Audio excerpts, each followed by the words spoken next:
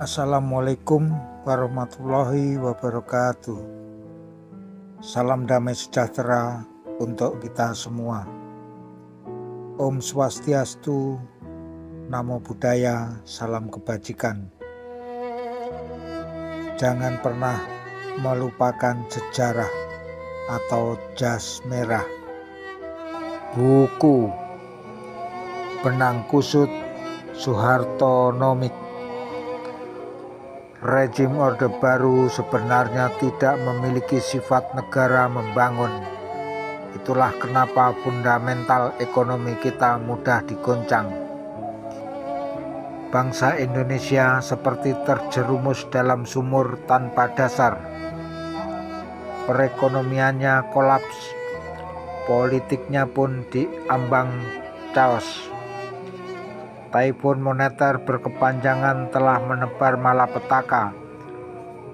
Perekonomian Indonesia sedang menuju kehancuran total. Kondisi ini mempertaruhkan eksistensi negara Republik Indonesia. Segala upaya telah dilakukan guna mengatasi krisis, tapi belum ada tanda-tanda keadaan bakal pulih.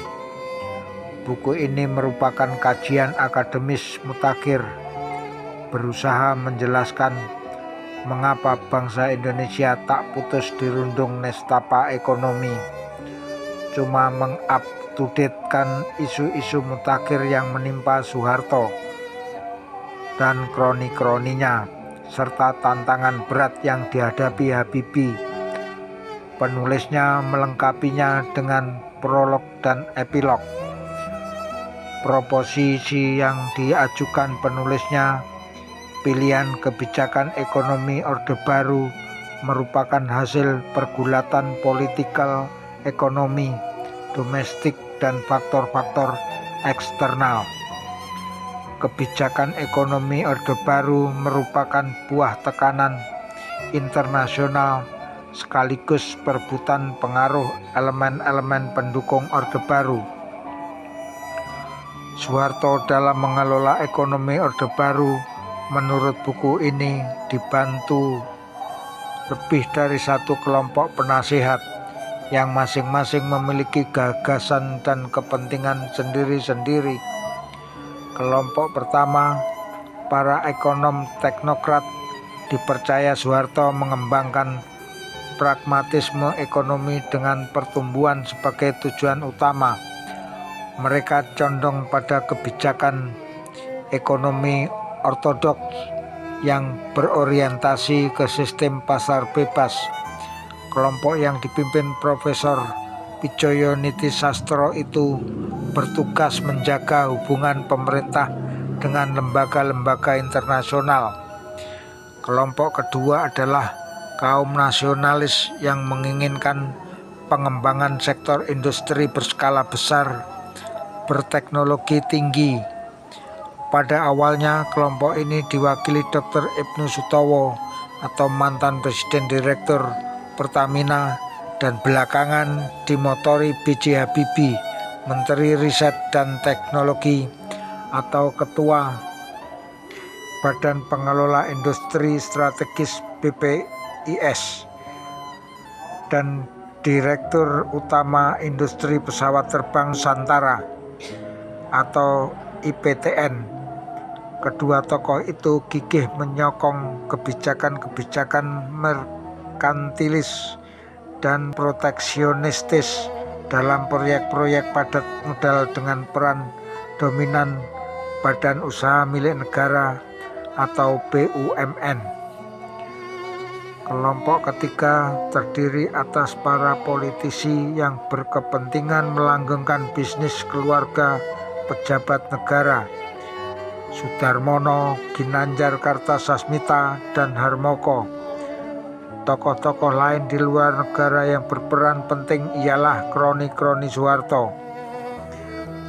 Bagian dinasti Cendana maupun karib Soeharto yang menjadi pengusaha, Lim Siu Liong, Bob Hasan, Prayogo Pangestu, Sutwikatmono, Probo Sutejo, Sigit atau senior maupun junior, Mbak Tutut, Bambang Tri, Titik Prabowo, Mami, dan Tommy adalah barisan utama kelompok ini.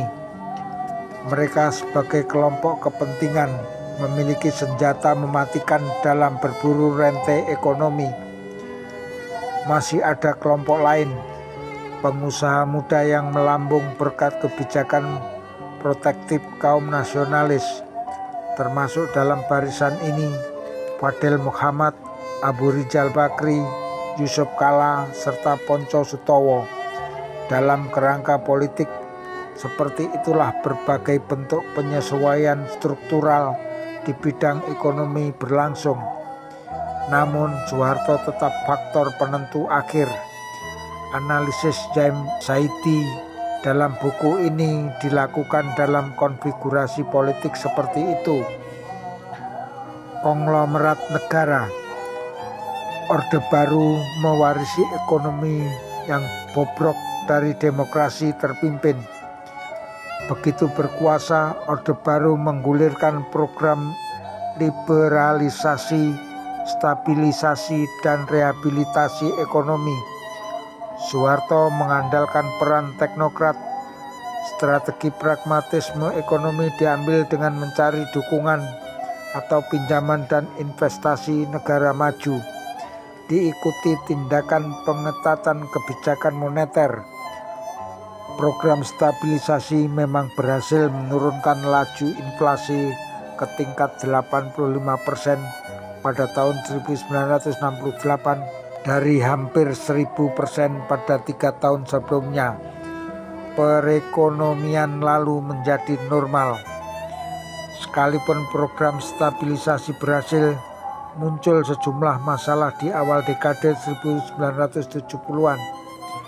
Banyak industri kecil dan menengah gulung tikar, disusul keresahan sosial di perkotaan.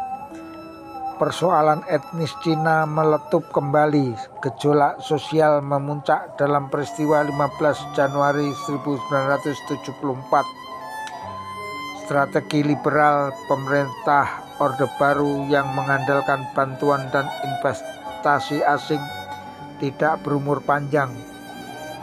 Ayunan pendulum berbalik arah ke kelompok nasionalis yang didukung petrodolar atau oil boom selama 1 dekade berikutnya. Pada tahun 1973 hingga 1983, kebijakan ekonomi Indonesia ditandai 3 ciri utama: regulasi penanaman modal asing yang ketat, kebijakan proteksionistis industri dan perdagangan, dan strategi ekonomi yang intervensionistis akibat penerapan industri substitusi impor. Periode ini dalam pandangan James Saidi mencerminkan kemenangan kaum nasionalis dalam menentukan kebijakan ekonomi. Rezeki nomplok minyak yang menggelembungkan kocek pemerintah pada periode ini menjadi momentum meningkatkan kontrol mereka atas kinerja ekonomi. Melalui konglomerat negara atau badan urusan logistik atau bulog, inilah Soeharto mempererat koneksi pribadi dengan Lim Swee Lyong, PT Bogasari Flour Mills, perusahaan penggilingan terigu terbesar di dunia, pemegang monopoli impor dan giling gandum, serta penjualannya kembali berbentuk terigu ke Bulog. Demikian Lim. Nah, Sudwikatmono adalah presiden direkturnya. Dari Bogasari itulah adik Soeharto tersebut membangun emporium bisnisnya yang bergerak di bidang semen, properti, listrik, bank, film, dan makanan atau minuman. Pada zaman basah kuyup petrodolar ini pula PT Krakatau Steel atau baja, PT Barata Indonesia atau industri alat berat, PT Pindad atau amunisi, PT Inti atau komunikasi, PT Dahana atau bahan peledak, PT Inka atau kereta api, PT LAN atau elektronik, dan IPTN atau pesawat terbang dikoordinasikan BPIS di bawah kendali Menteri Riset dan Teknologi atau Ketua Badan Pengkajian dan Penerapan Teknologi B.J. Habibie. Apa yang diperjuangkan Habibie? Di mata Zaim Saidi, gagasan dasar Habibie mirip paradigma Michael Porter. Namun Habibie lebih percaya pada intervensi negara daripada mekanisme pasar. Keunggulan kompetitif di mata Habibie dapat dicapai melalui transformasi industri berbasis teknologi tinggi dan sumber daya manusia. Pengembangan ekonomi berbasis nilai tambah adalah kunci keberhasilan di masa depan. Bagi Habibie, keunggulan komparatif melalui integrasi ekonomi internasional. Sebagaimana diyakini teknokrat hanya menghasilkan pertumbuhan ekonomi sesaat, Habibienomik memang kontras dengan ide Wijoyonomik. Industrialisasi berskala besar di bawah kendali Habibie yang ditentang teknokrat dapat berjalan berkat kejayaan Pertamina. Soalnya Ibnu Sutowo mendapat otonomi penuh mengelola Pertamina. BUMN ini diisolasi dari sentuhan teknokrat. Pun Ibnu Sutowo lah yang disuruh Soeharto memulangkan Habibie dari Jerman pada tahun 1973. Reformasi gagal. Pada pertengahan 1980-an, karena diterjang kemerosotan harga minyak, Soeharto terpaksa kembali memutar haluan perekonomiannya. Akibatnya devisa negara asal minyak turun sampai hampir sepertiga atau dari 19 miliar US dollar pada tahun 1981 hingga 1982 menjadi 6,9 miliar US dollar pada tahun 1986 hingga 1987. Pertumbuhan ekonomi pun tersungkur di bawah 2,5% pada tahun 1986.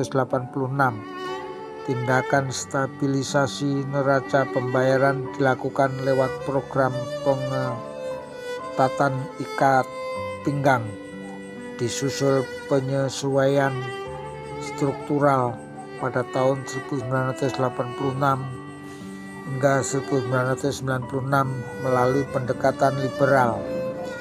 Simpul Zaim Saidi, tekanan eksternal berupa anjloknya harga minyak di pasaran dunia menjadi faktor penentu tampilnya kembali teknokrat. Pemerintah secara bertahap mengeluarkan belasan paket deregulasi yang mencakup sektor perbankan, tarif pajak, industri, perdagangan, dan investasi. Dalam industrialisasi terdapat pergeseran dari substitusi impor ke industri berorientasi ekspor. Kebijakan investasi restriktif berbentuk daftar skala prioritas digantikan daftar negatif investasi. Namun upaya teknokrat mereformasi BUMN pada BPIS menemukan jalan buntu. Reformasi itu gagal menyentuh bidang-bidang yang diproteksi, seperti monopoli Bulog atau atas terigu dan industri boros devisa IPTN. Reformasi juga gagal membereskan sektor-sektor industri dan perdagangan bercorak intervensi, seperti kasus mobil nasional, Tata Niaga Cengkeh atau Badan Penyangga dan Pemasaran Cengkeh, Tata Niaga Jeruk Pontianak, dan liberalisasi kepemilikan media cetak oleh investor asing lewat peraturan pemerintah nomor 20 1994. Kebijakan reformasi tidak berhasil mengingat bercokolnya kepentingan kelompok nasionalis maupun patrimonialistis. Buku ini membuktikan rezim Orde Baru sebenarnya tidak memiliki sifat negara membangun, sebagaimana ditunjukkan negara-negara industri baru atau newly industrializing countries, Hong Kong, Korea Selatan, Singapura, dan Taiwan. Birokrasi Orde Baru berwatak predatif, sistem politik korporatis dan manipulatif. Orde Baru menyuburkan praktik ekonomi klientelistik, intervensi negara dengan dalih menyejahterakan rakyat, hanya menyejahterakan keluarga cendana. Buku ini diangkat dari tesis James Saidi di Departemen Pemerintahan dan Administrasi Publik Universitas Sydney, Australia. Menurut James Saidi, pada bagian prolog, ambrolnya fundamental ekonomi Indonesia pada periode ke-7 pemerintahan Soeharto memberikan momentum bagi para teknokrat yang disokong dana moneter internasional dan Bank Dunia untuk membereskan parasit ekonomi, the unfinished business.